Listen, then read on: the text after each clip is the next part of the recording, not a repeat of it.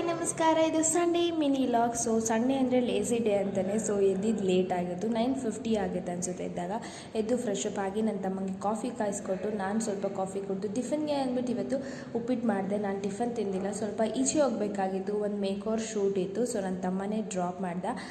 So ಇವತ್ತು around 2 o'clockಗೆ ನಾನು log share ಮಾಡ್ತೀನಿ, ನೀವು ಅಲ್ಲಿ ಹೋಗಿ ನೋಡ್ಬೋದು. ಹಾಗೆ ಕಂಪ್ಲೀಟ್ ಔಟ್ಲುಕ್ ನೋಡಬೇಕು ಅಂದರೆ ನಾನು ಇನ್ಸ್ಟಾಗ್ರಾಮಲ್ಲಿ ಫಾಲೋ ಮಾಡಿಲ್ಲ ಅಂದರೆ ಪ್ಲೀಸ್ ಡೂ ಫಾಲೋ. ಯಾರೆಲ್ಲ ನನ್ನ ಚಾನಲ್ನ ಸಬ್ಸ್ಕ್ರೈಬ್ ಮಾಡ್ದಿರಾ ನೋಡ್ತಿದ್ದೀರಾ, ಪ್ಲೀಸ್ ಸಬ್ಸ್ಕ್ರೈಬ್ ಮಾಡ್ಕೊಳ್ಳಿ.